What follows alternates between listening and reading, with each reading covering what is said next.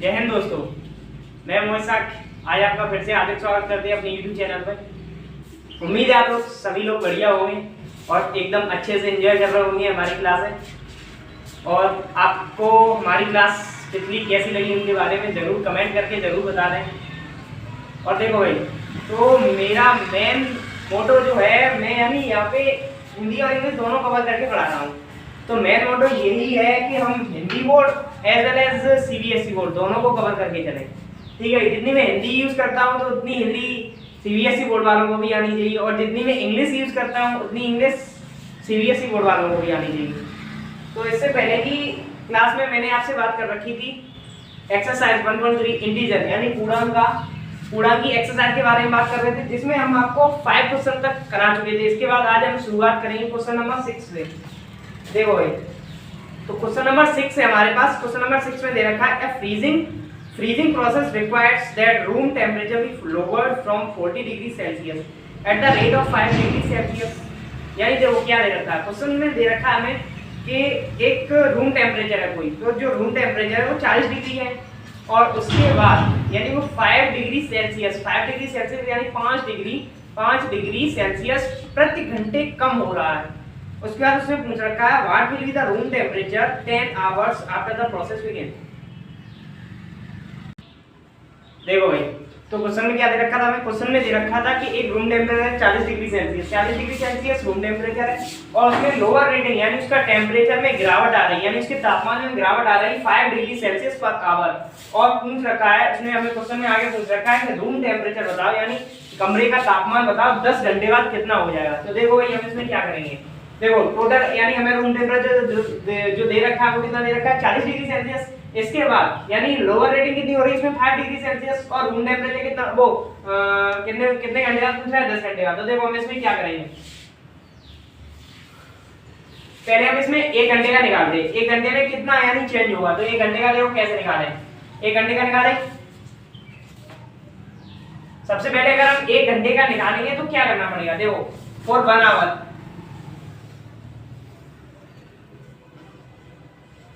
1 our के लिए room temperature में गिरावट यानी लोअर रेटिंग तो कितनी होगी, देखो 40 तो टोटल है, माइनस अगर हम इसमें 1 का मल्टीपल यानी 1 घंटे में इतना जा रहा है ना 5 डिग्री सेल्सियस, तो हम इसमें -1 इंटू 5 डिग्री सेल्सियस करते हैं। ठीक है भाई, यहाँ से 1 घंटे का निकल आया। ऐसे ही हम इसमें देखेंगे अब 10 घंटे का निकालेंगे। तो ठीक है, 10 घंटे का निकालेंगे 4 आफ्टर 10 आवर्स।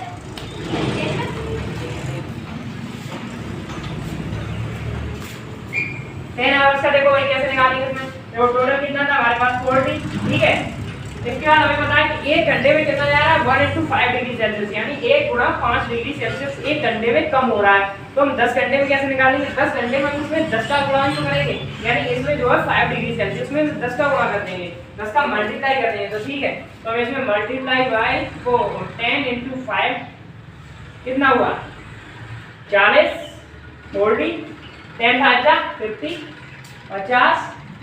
तो जो आंसर आया मैंने आपको बताया कि नेगेटिव इंटीजर यानी धनात्मक पूर्णांक जो ऋणात्मक पूर्णांक जो अगर ज्यादा बड़ा होता है धनात्मक पूर्णांक से, तो जो रिजल्ट जो निकल के आता है, परिणाम जो निकल के आता है वो हमारा ऋणात्मक आता है। तो यहाँ पे माइनस का 10 डिग्री हो गया। ठीक है भाई, तो यही हो गया हमारा आंसर, यानी 10 डिग्री बाद तो उसका टेम्परेचर में गिरावट आएगी, रूम के टेम्परेचर को -10 डिग्री तक पहुंच जाएगा।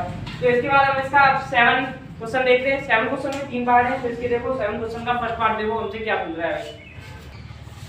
देखो भाई, इसके बाद हम क्वेश्चन नंबर 7 का फर्स्ट पार्ट देखते हैं। 7 के फर्स्ट पार्ट में क्या दे रखा है, in a class test containing 10 questions, यानी एक क्लास है जिसमें 10 क्वेश्चन है। 5 marks are awarded for the correct answer, यानी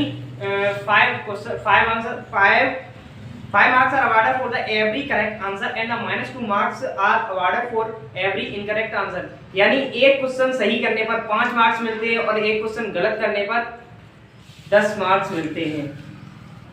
देखो, एक करेक्ट आंसर करने पर उसको जो मार्क्स मिलते हैं वो 5 मिलते हैं, और इनकरेक्ट करने पर -2 मिलते हैं। और अगर वो अटेम्प्ट नहीं करता है यानी उनको सॉल्व नहीं करता है तो उसको 0 मिलता है।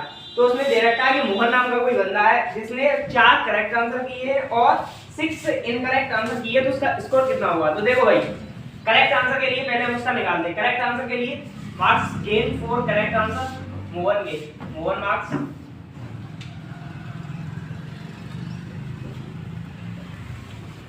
Gain for correct answer.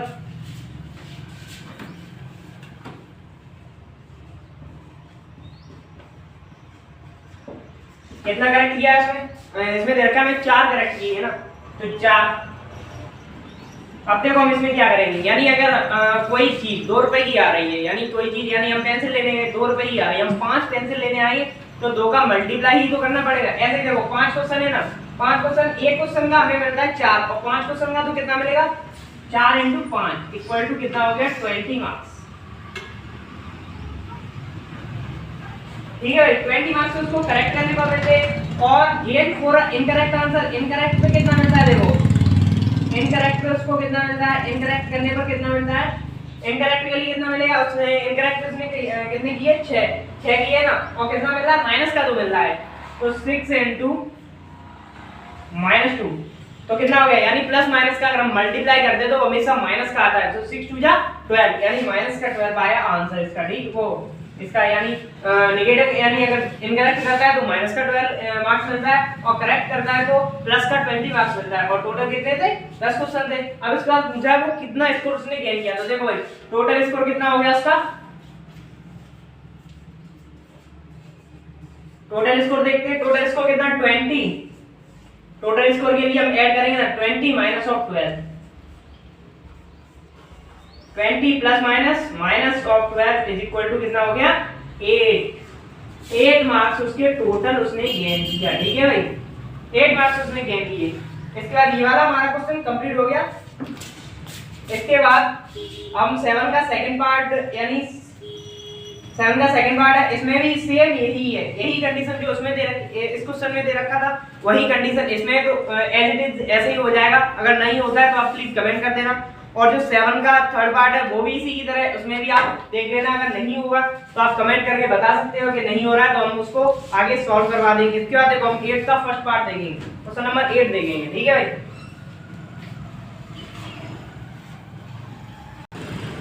हाँ भाई देखो 7 के सेकंड पार्ट में बताता हूँ आपको कैसे करना है। देखो 7 के सेकंड पार्ट में उसको दे रखा है क्लास टेस्ट है, उसमें 10 क्वेश्चन दे रखे हैं, 10 क्वेश्चन दे रखे हैं, 5 मार्क्स उसको अवार्डेड हो रहे हैं एवरी करेक्ट आंसर के लिए, और 2 माइनस का 2 मिल रहा है उसको इनकरेक्ट आंसर के लिए। तो वही इसकी तरह जैसे मैंने अभी आपको बताया था टोटल मार्क्स पूछ रहा है, तो यहाँ से उसका टोटल निकाल लोगे आप लोग। ठीक है, यानी 5 तो उसने करेक्ट किया है, 5 इनकरेक्ट किया है, तो 5 वाले में उसका मल्टीप्लाई करके 5 वाले करेक्ट में 5 उसको मिल रहे थे ना, तो 25 हो गया, और 10 हो गया नेगेटिव मार्किंग वाला, तो उसका वहां से रिजल्ट निकल गया। ऐसे ही इसमें 7 का थर्ड दे रखा है, इसमें भी सेम ऐसे ही हो जाएगा। ठीक है भाई, इसके बाद क्वेश्चन नंबर 8 देखो, 8 में देखो क्या करना है। ठीक है, 8 में देखना है हमें क्या करना है।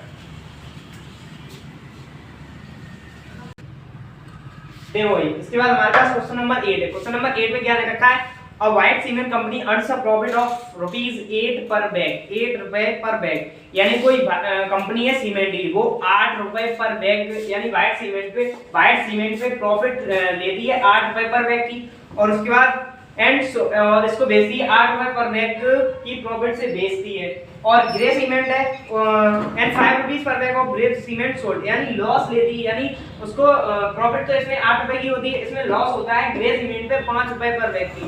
और उसके बाद जो टोटल बैग है व्हाइट सीमेंट के वो दे रखे 3000 बैग, और ग्रे सीमेंट के बैग दे रखे हैं 5000 बैग। तो देखो उसने क्या फिर दे रखा है इसमें, यानी उसने दे रखा है कि उसको प्रॉफिट होगी या लॉस होगी, यानी a cement company earns a profit of ₹5 of white cement bag and loss of ₹5 per bag of a grey cement bag, and the company sends 3000 bags of white cement and the 5000 bag of grey cement, यानी उसने पूछ रखा है उसको profit होगी या loss होगी। तो देखो भाई इसमें देखो इसने टोटल जो दे रखा है व्हाइट सीमेंट का वो कितना दे रखा है 3000 बैग, और 3000 बैग, और उसपे प्रॉफिट कितना ले रहा है 8000 रुपए, यानी 8 रुपए। तो देखो 3000 यानी टोटल अब हम इसकी निकालेंगे प्रॉफिट कितनी हो रही है, तो इसका मल्टीप्लाई कर देते हैं। ठीक है, तो प्रॉफिट, टोटल प्रॉफिट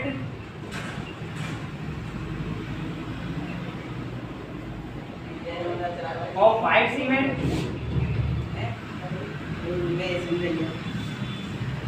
बैग कितनी हुई, टोटल बैग कितने हमारे पास 3000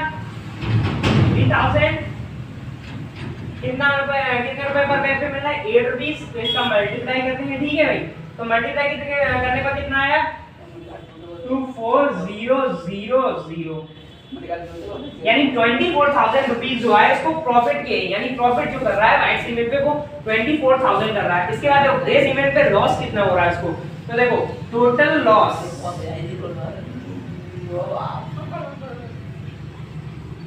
ऑफ ग्रे सीमेंट बैग वो कितना हो रहा है, देखो ग्रे सीमेंट बैग पे इसको टोटल लॉस कितना हो रहा है, देखो भाई कितना बैग है टोटल 5000 इनटू कितना है हमारे पास, कितना रुपए पर बैग जा रहा है 5 रुपीस जा रहा है ना पर बैग। तो उसका देखो टोटल मल्टीप्लाई करने का कितना हो गया 25,000 हो गया। देखो 25,000 रुपए, 25,000 रुपए तो उसने, यानी जो उसको प्रॉफिट हो रहा है व्हाइट सीमेंट पे वो कितना हो रहा है 24,000 रुपए का 24,000 का, और ग्रे सीमेंट पे जो लॉस हो रहा है उसको कितना हो रहा है 25,000 यानी 25,000 रुपए का। अब उसने दे रखा है कि लॉस ज्यादा हो रहा है या फिर प्रॉफिट ज्यादा हो रही है। तो देखो 24,000 ज्यादा है या 25,000, 25,000 ज्यादा है, तो 25,000 ज्यादा है यानी इसको जो लॉस हो रहा है वो ज्यादा हो रहा है, प्रॉफिट हो रही है इसको कम हो रही है। तो अब उसने दे रखा है कितनी प्रॉफिट हो रही है और कितना लॉस हो रहा है। तो ये तो कंफर्म है हमारे पास कि इसमें लॉस हो रहा है, ठीक है, इसमें लॉस हो रहा है इसको। अब कितना हो रहा है देखो भाई कितना होगा लॉस, देखो लॉस कितना होगा उसके पास, देखो लॉस के लिए हम प्रॉफिट में से माइनस कर देंगे इसको लॉस को।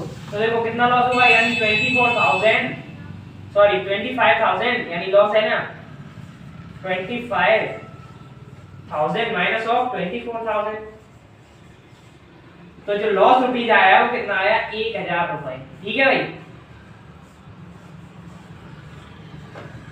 यानी 1,000 रुपए उसको पर मंथ लॉस हो रहा है, ठीक है। यानी इतना ये वाला क्वेश्चन तुम्हारा कंप्लीट हो गया। इसके बाद देखो इसका सेकंड पार्ट में क्या दे रखा है, ऐसा ही है, सेकंड पार्ट में भी ऐसा ही सेम क्वेश्चन दे रखा है। क्या दे रखा है 8 रुपीस पर बैग तो वो व्हाइट सीमेंट सोल्ड करता है, उसमें प्रॉफिट देता है, और 5 रुपए पर बैग ग्रे सीमेंट पे लेता है, और उसमें दे रखा है it must sell net profit loss if the number of grey bag sold is, यानी इसमें दे रखा है कितना होगा उसको कितने बैग बेचेगा, यानी 6400 बैग है उसके ग्रे बैग के, उसमें बैग पूछा है यानी ना उसको प्रॉफिट हो ना लॉस हो, तो कितने बैग बेचेगा, ठीक है। तो उस हिसाब से इसी की तरह हो जाएगा वो वाला भी। इसके बाद क्वेश्चन नंबर 9 देखते हैं हम। देखो भाई क्वेश्चन नंबर 9 दे रखा है माइनस का 3 इनटू ब्लैंक दे रखा है इक्वल टू 27 दे रखा है, ठीक है। तो देखो 27 यहाँ पे पॉजिटिव आया है ना।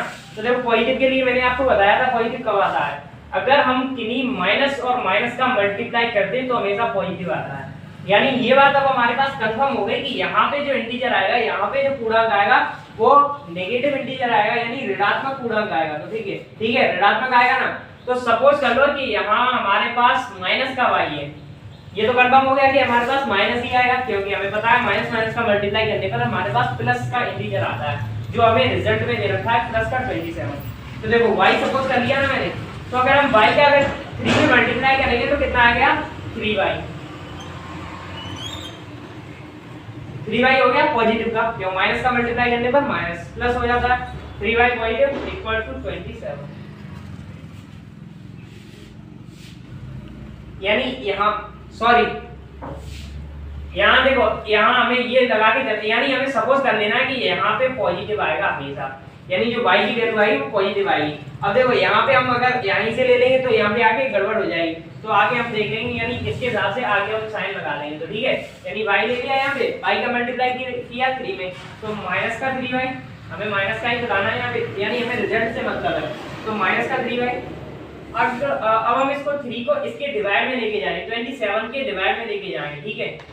तो माइनस का y इज इक्वल टू 27/3 का हम डिवाइड करेंगे 27 में, कितना आ गया 3 9 या 27। तो जो y की वैल्यू आई वो कितनी आई माइनस की ना। अब हम यहाँ पे -9 रखेंगे तो कितना हो गया, यानी y की वैल्यू -9 आई। यहाँ पे जो हम 3 करेंगे तो कितना हो गया माइनस का, यानी माइनस का 3 इनटू माइनस का 9 इक्वल टू 27। ठीक है भाई, माइनस का मल्टीप्लाई करने का पॉजिटिव होता है। इसके बाद देखो इसी का सेकंड पार्ट भी दिखाते हैं हम आपको। देखो भाई इसके बाद हम 9 का थर्ड पार्ट करेंगे और 9 का फोर्थ पार्ट। तो 9 के थर्ड पार्ट में देखो यहाँ पे हम वही अभी मैंने जो आपको बताया था, यहाँ पे सपोज कर लेते हैं y सपोज कर लिया, y सपोज करके देखो y into minus of 8 equal to minus of 56। अब देखो y इधर ये डिवाइड में चला जाएगा, यानी जो मल्टीप्लाई में होता है अगर हम इसको इधर लेके जाते हैं वो डिवाइड में जाता है, और जो पॉजिटिव यानी यहाँ पे मल्टीप्लाई की जगह पे प्लस होता है तो इधर लेके जाते हैं माइनस का होता है, माइनस का होता है तो इधर लेके आते हैं वो प्लस का होता। तो ठीक है, इसका 56 अपॉन में माइनस ऑफ 8। मैंने आपको बताया था डिवाइड में माइनस से माइनस कैंसिल हो जाता है, ठीक है, यानी प्लस हो जाता है, और 8 का अगर हम इसमें मल्टीप्लाई करेंगे तो कितना आ जाता है 7। तो जो y की वैल्यू आई वो हमारे पास कितनी आई 7। ठीक है भाई, यहाँ पे हम y की वैल्यू 7 रख सकते हैं। 8 7 8 जा 56, और ये 8 माइनस का, यहाँ पे y पॉजिटिव की है तो इसके हिसाब से माइनस का हो गया। इसके बाद देखो ये 132 है, यहाँ पे भी हम सपोज करेंगे y, और इसमें इसका मल्टीप्लाई करेंगे y इनटू माइनस का 12 इज इक्वल टू 132। ठीक है, अब देखो यहाँ पे y 132 अपॉन में 12 माइनस का। ठीक है, अब यहाँ पे इसका हम डिवाइड करेंगे तो कितना हो गया 11 माइनस का 11।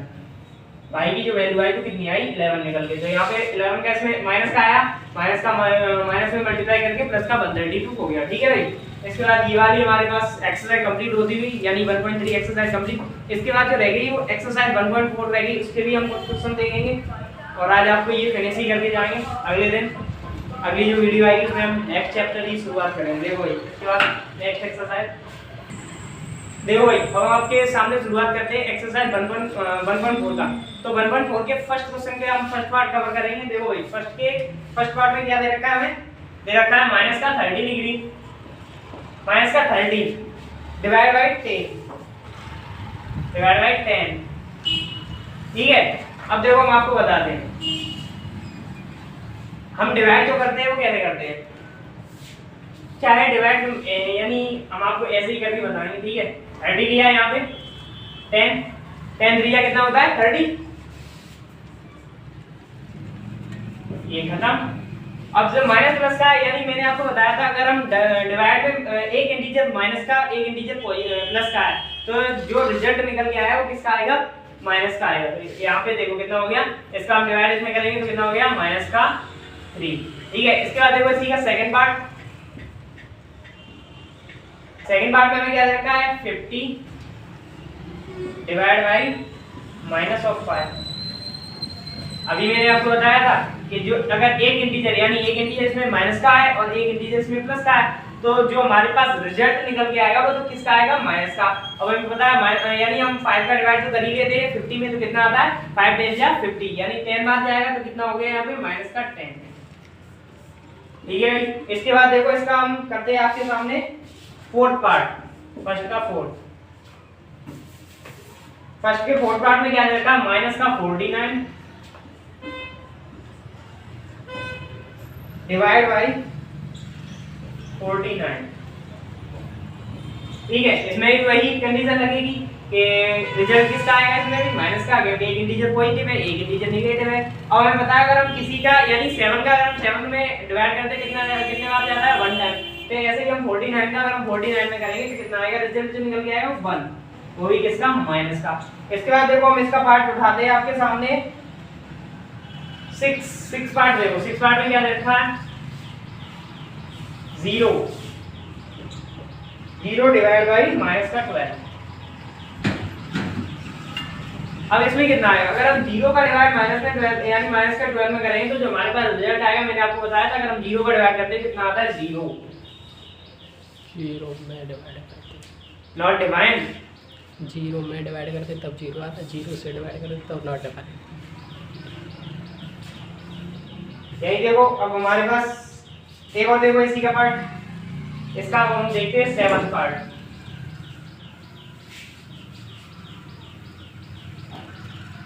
का 7 फर्स्ट के 7th में क्या रखा है माइनस का 31 डिवाइड बाई ब्रैकेट माइनस का 30 प्लस माइनस का 1। ठीक है भाई, तो देखो हम इसमें क्या करते हैं, यानी पहले हम इसको इस पार्ट को इतने पार्ट को सॉल्व पहले करेंगे, ठीक है। तो देखिए इस पार्ट को हम इतना सॉल्व करेंगे तो क्या होगा, देखो माइनस का 31 ये हो गया, डिवाइड लगाया हमने एज इट इज। अब देखो माइनस का 30 है और प्लस माइनस माइनस का हो जाता है, यानी माइनस, मैंने आपको बताया था अगर कहीं प्लस और माइनस प्लस माइनस होगा तो कितना आएगा, रिजल्ट जो निकल के आएगा वो माइनस का आएगा, -1 ये हो गया, ठीक है। इसके बाद देखो माइनस का 31 डिवाइड बाय -30 और -1 कितना हो गया, माइनस का 31।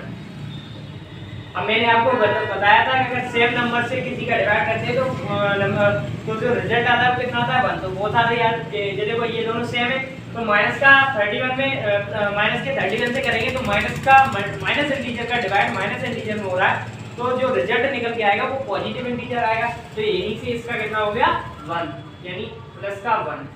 देखो क्वेश्चन नंबर 2 में दे रखा है, यानी हमें वेरीफाई करवा रहा है, यानी हमें प्रूव करवा रहा है कि ये नॉट इक्वल टू ये होगा, और ए की वैल्यू दे रखी है, हमें ए की वैल्यू दे रखी है 12, बी की वैल्यू -4, सी की value 2। a divided by b plus c is not is equal to a divided by b plus a divided by c, यानी ये वैसे भी प्रूफ नहीं हो सकता, क्यों, मैंने आपको डिस्ट्रीब्यूटिव लॉ, यानी ये डिस्ट्रीब्यूटिव लॉ ही तो हो गया, डिस्ट्रीब्यूटिव लॉ डिवाइड लॉ को फॉलो नहीं करता, यानी डिवाइड में डिस्ट्रीब्यूटिव लॉ फॉलो नहीं करता, यानी अगर हम डिवाइड करेंगे तो डिस्ट्रीब्यूटिव लॉ फॉलो नहीं करेगा। तो देखो भाई अब इसको देखते हैं, पहले हम कितने में लगा लेते हैं, फिर इसके बाद कितने में या b की वैल्यू रख लेते हैं। तो पहले हम LHS देखते हैं, LHS देखते हैं, LHS में a divide b plus c है, a की वैल्यू कितनी दे रखी 12 divide by b plus c, b कितना 4 माइनस का प्लस का c की वैल्यू कितनी दे रखी 2। अब हम देखो 12 डिवाइड माइनस का 4 और प्लस 2 कितना हो गया माइनस का 2, वही जो इंटीजर ज्यादा बड़ा और उसी का साइन रिजल्ट में आता है, जो इंटीजर छोटा उसका साइन नहीं आता है, तो माइनस का बड़ा है, इसलिए जो रिजल्ट में जो साइन आएगा वो माइनस का आएगा। अब हम इसमें डिवाइड करेंगे, इसका 2 का डिवाइड -2 का डिवाइड 12 में तो कितना आया 6, अब माइनस का 6 आया, कि कोई प्लस माइनस का अगर हम करते हैं तो माइनस का आता है, ठीक है। अब इसके बाद RHS देखो, RHS में क्या रखा है a divide by b plus a divide by c, a की वैल्यू कितनी दे रखी 12 डिवाइड बाय b, b की कितनी है -4 प्लस a की वैल्यू कितनी दे रखी 12, b की वैल्यू कितनी है 2। अब देखो इसका कितना है माइनस का 3 आया, ठीक है, -3 प्लस इसका हम इसमें करेंगे तो कितना आया 6, तुम्हारे पास रिजल्ट जो आया वो कितना आया 3। यहीं से प्रूव हो गया कि LHS not is equal to RHS, ठीक है, यानी ये तो प्रूव हो गया। अब इसी तरह हम इसमें कह सकते हैं, यानी हम एक और प्रॉपर्टी इसमें हो सकती है कि अब यहाँ से हमें एक और बात पता पड़ी कि जो डिवाइड जो होता है वो डिस्ट्रीब्यूटिव लॉ फॉलो नहीं करता है, यानी डिवाइड में हम डिस्ट्रीब्यूटिव लॉ नहीं लगा सकते, ठीक है। ये हमारा कंप्लीट हो गया। इसके बाद इसका जो सेकंड पार्ट है वो इसी की तरह एज इट इज है, इसके बाद आप देख लेना। इसके बाद देखो हम आपको क्वेश्चन नंबर 3 बताते हैं कैसे करना है। देखो क्वेश्चन नंबर 3 है हमारे पास। क्वेश्चन नंबर 3 की फर्स्ट पार्ट देखते हैं, यानी फर्स्ट पार्ट में हमें दे रखा है 369 को डिवाइड करो, यानी ब्लैंक दे रखा है कि आंसर जो है वो 369 आए। अब देखो अगर हम किसी नंबर को 1 से डिवाइड करते हैं तो हमेशा जो रिजल्ट आता है, जो नंबर होता है यानी जो इंटीजर होता है वही सेम आता है। तो यहाँ पे हम जो लेंगे वो 1 लेंगे, ठीक है भाई। यहाँ पे जो जगह होगी वो हमारे पास 1 होगी।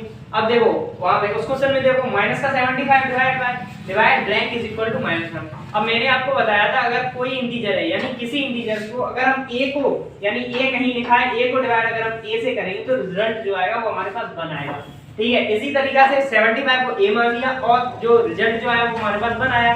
तो इसी तरीका से हम इसको अगर हम डिवाइड करेंगे तो वो कितना आएगा 1, यानी -1 आएगा ना। तो हम किससे करेंगे यहाँ पे 75 से कर देंगे, ठीक है। अब इसी का हम देखो 75 का डिवाइड हम 75 से करेंगे तो रिजल्ट जो निकल के आया वो 1 आया। इसका देखो फोर्थ पार्ट देखो, थर्ड पार्ट आप खुद कर लेना, ठीक है भाई। फोर्थ पार्ट देखो, फोर्थ पार्ट में क्या दे रखा है हमें -87 डिवाइड ब्लैंक इक्वल टू 87। यहाँ पे भी अभी मैंने आपको वहाँ पे बताया, यहाँ पे बताया था, ठीक है। यहाँ पे बताया क्या होता है, अगर हम किसी नंबर को 1 से डिवाइड करते हैं तो जो हमें रिजल्ट मिलता है वही से मिलता है। यहाँ पे भी वही हो रहा है, 87 रिजल्ट भी आ रहा है 87, तो यहाँ पे कितना आएगा 1। लेकिन किसका आएगा भाई, अब हम यहाँ पे साइन देखेंगे, साइन किसका है, यहाँ पे पॉजिटिव साइन है, यहाँ पे किसका है, नेगेटिव साइन है। तो नेगेटिव और नेगेटिव का अगर हम डिवाइड करेंगे तभी पॉजिटिव आएगा, तो यहाँ पे जो हम बल लेंगे वो माइनस का लेंगे, ठीक है। इसके बाद देखो इसका हम 7th पार्ट देखते हैं, थर्ड का 7th पार्ट, यानी बात आ गई कि आप कर लोगे, हमें उम्मीद है कि आप कर लोगे, नहीं हो रहे तो प्लीज कमेंट कर देना, मैं आपको बता दूं, ठीक है। इसके बाद देखो 20 divide by blank equal to कितना है, देयर का 2, यानी जो रिजल्ट आना चाहिए वो हमारे पास -2 आना चाहिए, ठीक है। तो हम यहाँ पे सपोज कर लेते हैं y है, तो y का हम इसमें डिवाइड करेंगे, यानी y का डिवाइड करेंगे ना। देखो मैं आपको ऐसे ही बताता हूँ, ये रिजल्ट है, ये इसका मैं डिवाइड करना है, तो देखो y मान लिया 20 divide by y is equal to -2। मैंने आपको बताया था जो यहाँ पे डिवाइड में होता है वो इधर जाके मल्टीप्लाई में हो जाता है, और यहाँ पे जो प्लस में होता है वो नेगेटिव में पहुंच जाता है, माइनस में होता है वो पॉजिटिव में पहुंच जाता है। तो यहाँ पे मल्टीप्लाई में पहुंचेगा, तो y इज इक्वल टू, यानी कितना हो गया, y इज इक्वल टू कितना हो गया 20 डिवाइड बाय 2। तो रिजल्ट जो आया वो हमारे पास कितना आया 10, ठीक है। इसके बाद थर्ड के सभी पार्ट हो गए। इसके बाद यानी माइनस का 10 आएगा, क्यों माइनस का दे रखा है ना ये, तो माइनस का 10 आएगा, ठीक है। अब इसके बाद इसके पार्ट रह गए वो आप देख लेना। इसके बाद देखो हम इसका नेक्स्ट क्वेश्चन कराते हैं आपको, देखो भाई। इसके बाद आप मैं उस क्वेश्चन में आपके जो पार्ट रह गए थे वो आप देख लेना, नहीं आए तो प्लीज कमेंट कर देना, मैं आपको बता दूंगा फिर से।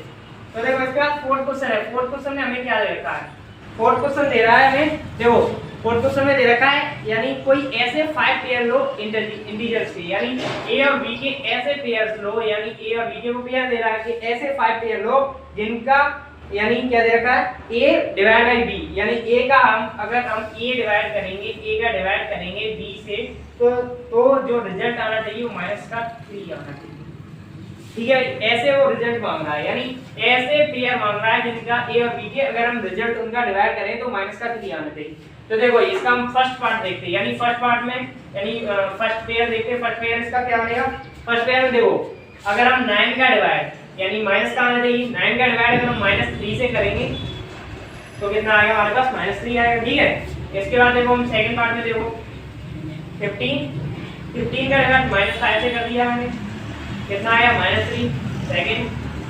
थर्ड पार्ट देखो, थर्ड पार्ट में कितना दे दिया हमने -12 डिवाइड बाय 4। फोर्थ पार्ट में देखो -6 डिवाइड बाय 2। फिफ्थ पार्ट देखो, फिफ्थ पार्ट में हम ले लो, यानी यहाँ पे देखो ये माइनस इधर इंटरचेंज कर दो इसका, तो 12 और माइनस का 4 ले लो, ठीक है भाई। ये हमारे पास 5 पार्ट हो गए, यानी क्वेश्चन नंबर 4 हमारे पास कंप्लीट हो गया। इसके बाद देखो मैं आपको क्वेश्चन नंबर 6 बताता हूँ कैसे करना है। 6 क्वेश्चन देखो भाई, इस एक्सरसाइज का लास्ट क्वेश्चन है हमारे पास क्वेश्चन नंबर 5। क्वेश्चन नंबर 5 में दे रखा है टेम्परेचर एट, यानी टेम्परेचर एट 12 नून, यानी दोपहर के 12 बजे जो टेम्परेचर दे रखा है 10 डिग्री सेल्सियस, प्लस का 10 डिग्री सेल्सियस दे रखा है above 0 का मतलब plus 10 degree. If the decrease at the rate of, यानी 2 डिग्री ऑफ दे रखा है 2 degree, if the rate of at the rate of 2 degree Celsius per hour until midnight, at which time would the temperature be the 8 degree Celsius below 0। अब वो दे रखा, देखो भाई क्या दे रखा है, यानी 12 बजे के टाइम पे जो टेम्परेचर है, तापमान है वो 10 डिग्री सेल्सियस है, और यही temperature 2 degree Celsius per hour के हिसाब से घटता है। और फिर वो पूछ रखा है कि 8 डिग्री सेल्सियस कब हो जाएगा, यानी 8 डिग्री माइनस का 8 डिग्री सेल्सियस, यानी below 0 मतलब -8 degree Celsius, 8 degree Celsius minus का टेम्परेचर कब हो जाएगा, यानी कब तक हो जाएगा। और वाटर टेम्परेचर मिडनाइट, और मिडनाइट में पूछ सकते हैं यानी 12 बजे कितना हो जाएगा। तो देखो भाई, देखो क्या पूछा है इसमें, 12 बजे कितना है, क्वेश्चन नंबर 5 है, 8:12 नून, यानी दोपहर के 12 बजे कितना टेम्परेचर दे रखा है हमें 10 डिग्री सेल्सियस। अब देखो 1 बजे कितना हो जाएगा, 8 PM पे कितना होगा, एट 8 PM 1 PM पे कितना हो जाएगा, यानी 2 डिग्री पर आवर के हिसाब से कट रहा है ना, तो देखो इसमें से 2 डिग्री माइनस कर दो, कितना हो गया 8 डिग्री सेल्सियस। इसके बाद 2 पे देखो, यानी 2 बजे कितना होगा, 2 बजे कितना होगा, देखो इसमें से फिर 8 डिग्री हो गया ना, 8 डिग्री यानी हर एक घंटे को 2 डिग्री घट रहा है, 8 डिग्री में से फिर इसको 2 डिग्री घटा दो, माइनस कर दो 2 डिग्री, तो कितना हो गया 6 डिग्री सेल्सियस। 3 PM पे कितना हो जाएगा, 3 PM पे 6 डिग्री सेल्सियस माइनस का 2 degree Celsius is equal to कितना होगा 4 डिग्री सेल्सियस। 4 बजे देखो भाई, ऐसे ही 5 बजे, 6 बजे, 7, 8, 9,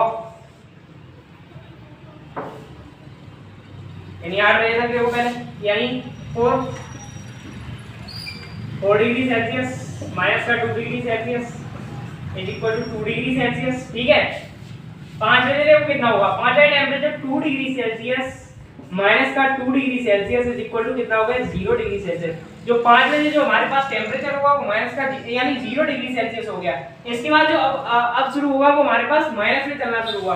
ऐसे ही देखो इसके बाद कितना हुआ 6 PM पे कितना हुआ, तो 0 डिग्री सेल्सियस है ना, तो 0 डिग्री सेल्सियस होने का इसमें से अगर हम 2 डिग्री अगर हम माइनस का करेंगे तो कितना हो गया 2 डिग्री सेल्सियस इसमें से घटाएंगे तो कितना हो गया माइनस का 2 डिग्री सेल्सियस। ठीक है, अब इसके बाद 7 बजे देखो, 7 बजे कितना होगा, 7 बजे माइनस का 2 डिग्री सेल्सियस, माइनस के 2 डिग्री सेल्सियस में से माइनस ऑफ 2 डिग्री सेल्सियस घटाएं तो कितना हो गया माइनस का 4 डिग्री सेल्सियस।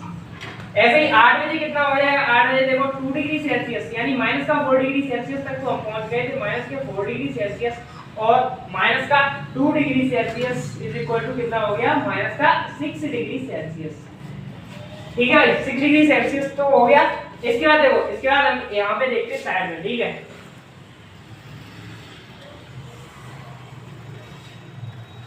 एट यानी हम 8 बजे तक तो पहुंच गए। अब इसके बाद देखो 9 o'clock पे, एट 9 o'clock यानी 9 PM यानी रात के 9 बज गए।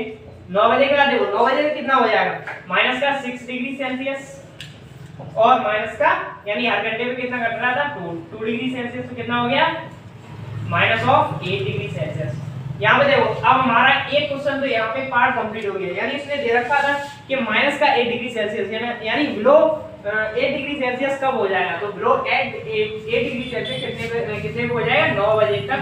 9 बजे तक जो हमारा यानी इसमें फर्स्ट पार्ट में दे रखा था कि 8 डिग्री कब तक हो जाएगा, तो माइनस का 8 डिग्री 9 बजे हो जाएगा। उसके बाद दे रखा है मिडनाइट यानी मिडनाइट रात को, आधी रात को कितना होगा, तो देखो ऐसे ही हम 10 बजे देखते हैं, 10 PM पे 10 PM पे कितना हो गया माइनस का 8 degree Celsius minus of 2 degree Celsius is equal to कितना हो गया माइनस का 10 डिग्री सेल्सियस। ठीक है, 11 बजे देखो माइनस का 10 डिग्री सेल्सियस और माइनस का 2 डिग्री सेल्सियस, तो कितना हो गया हमारे पास माइनस 10 और माइनस 2 कितना हो गया माइनस 12 डिग्री सेल्सियस। अब देखो आंसर में क्या दे रखा था मिडनाइट यानी 12 बज गए, यानी 12 बजे तक हम पहुंच गए, यानी यही तो मिडनाइट हुआ। तो मिडनाइट में उसको पूछ रहा है कितना हुआ, यानी एक तो हमें दे रखा था कि 8 डिग्री सेल्सियस कब हो जाएगा, तो 9 PM पे 8 डिग्री सेल्सियस। अब उसके बाद मिडनाइट का पूछ रखा है, तो मिडनाइट का कितना हो जाएगा माइनस का 12 डिग्री सेल्सियस और माइनस का 2 डिग्री सेल्सियस, तो कितना हुआ माइनस का 14 डिग्री सेल्सियस। ठीक है भाई, हमारे सभी क्वेश्चन कंप्लीट हो गए इस एक्सरसाइज के, एक्सरसाइज नंबर 1.4 यानी हमने आज इंटीजर यानी पूरा चैप्टर फुल कंप्लीट कर लिया। ठीक है, ठीक है भाई, देखो तो ये वाली एक्सरसाइज हमारे पास कंप्लीट हो गई है, यानी 1.4 यानी इंटीजर पार्ट यानी पूर्णांक हमने कंप्लीट कर लिया और सभी एक्सरसाइज एनसीईआरटी एक्सरसाइज कंप्लीट हो गई। तो इसके बाद अगर आपको इस चैप्टर में अभी कोई प्रॉब्लम हो तो प्लीज कमेंट जरूर कर देना, मैं आपको वो कमेंट देख के उनका रिप्लाई जरूर करूंगा और आपको हो सकी तो दोबारा भी क्वेश्चन बता देंगे। तो ठीक है, अगर आपको ये हमारी वीडियो अच्छी लगी हो तो प्लीज लाइक शेयर और कमेंट जरूर करें and thanks for watching our channel team amazing 360 एंड जय हिंद।